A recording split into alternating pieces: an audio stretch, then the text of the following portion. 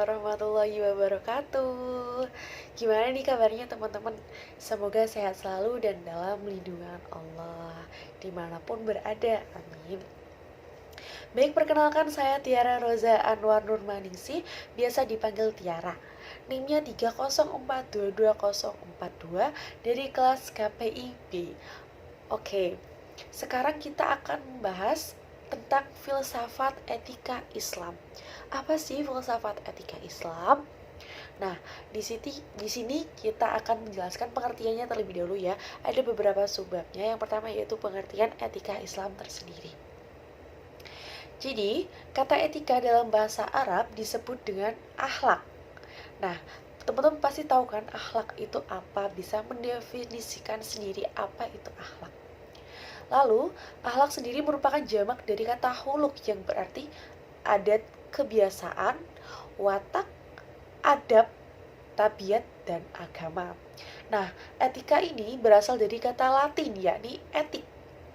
Sedangkan dalam bahasa Yunani yaitu etikos, yaitu a body of moral principle of or value atau kumpulan prinsip dan nilai moral. Lambat laun, pengertian etika ini berubah dan berkembang sesuai dengan perkembangan dan kebutuhan manusia, yaitu suatu ilmu yang membicarakan perbuatan atau tingkah laku manusia, mana yang baik dan mana yang buruk. Jadi pengertiannya teman-teman bisa mendefinisikan apa sih pengertian etika Islam itu. Sekarang aku kasih tahu ciri-ciri etika Islam ya. Di sini aku menyebutin 5 ciri-ciri etika Islam. Yang pertama, Islam berpihak pada teori tentang etika yang bersifat fitri atau suci. Yang kedua, moralitas dalam Islam didasarkan pada keadilan. Yang keempat, tindakan etis ini sekaligus dipercayai bahwa pada puncaknya akan menghasilkan kebahagiaan bagi manusia itu sendiri. Yang keempat, Islam sangat percaya pada rasionalitas sebagai alat dalam mendapatkan kebenaran. Dan yang terakhir nih teman-teman ya, etika Islam bersumber pada prinsip-prinsip keagamaan. Gitu. Kita next ya, di keutamaan jiwa menurut Maskawi ya. Ada 5 nih, ada 5. Yang pertama hikmah atau wisdom. Terus yang kedua ada ifah atau kesucian. Yang ketiga ada syaja'ah atau keberanian. Yang keempat nih ada adalah atau keadilan. Dan yang terakhir keutamaan jiwa lain. Nah, di sini kita ada tujuan-tujuan etika nih ya. Aku sebutin 4 aja nih tujuan dari etika. Yang pertama tentunya mengetahui nilai-nilai yang baik dan yang buruk seperti yang tadi seperti awal aku jelasin tadi. Mengetahui nilai-nilai yang baik, mana yang baik dan mana yang buruk. Nah, yang kedua, mempengaruhi dan mendorong supaya membentuk hidup yang suci ya. Terus yang ketiga yaitu menghasilkan kebaikan dan kesempurnaan. Dan yang terakhir, memberi faedah kepada sesama manusia. Nah teman-teman, yang terakhir nih ya, ada urgensi etika Islam di era evolusi industri 4.0.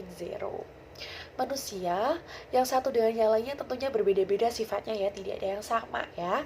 Ada yang baik, ada yang buruk, itu kan manusiawi sekali. Nah, di sini menurut L.T. Takhrudin dalam bukunya menuliskan bahwa pribadi-pribadi yang kurang baik, pribadi dari seseorang tersendiri yang kurang baik, itulah yang menimbulkan suasana tidak nyaman, kurang tentram, serta selalu menimbulkan bencana dan huru-hara di mana-mana. Nah, urgensi etika Islam di era digital bertumbuh dan terbentuk dalam kelompok. Nah, contohnya seperti ini. Anak sejak kecil tentunya membutuhkan sekelompok orang yang memperhatikannya ya. Tentunya seorang anak itu mesti membutuhkan orang-orang sekitar. Dari anak kecil sendiri kan pasti ada keluarga yang selalu butuh perhatian ya. Maksudnya anaknya itu butuh perhatian dari keluarganya tersendiri ya. Yang pertama dari orang tuanya. Lalu semakin besar si anak tersebut, semakin bertambah dan semakin bertambah kebutuhannya untuk bergabung dengan kelompok lain ya, yang tentunya berada di luar ya, di luar keluarga. Nah, dan semakin bertambah luas pergaulan si anak tersebut, itu memunculkan persoalan-persoalan, biasanya memunculkan persoalan-persoalan akibat perbedaan pembinaan kelompok itu dan berlainan tingkat budaya ya. Jadi kan kita semakin besar juga kita jadi bersosialisasi ke tidak hanya di keluarga aja ya. Kalau anak kecil kan di keluarga aja. Nah, semakin kita keluar, semakin luas pergaulan kita, semakin kita bertemu dengan orang dan berbeda-beda pendapat, tentunya dengan kepribadian yang masing-masing seperti itu. Nah, ini tuh tergantung masing-masingnya sendiri. Cukup sekian dari saya tentang uh, filsafat etika Islam. Mungkin hanya itu dari yang saya bisa sampaikan, kurang lebihnya mohon dimaafkan. Saya Tiara, wassalamualaikum warahmatullahi wabarakatuh.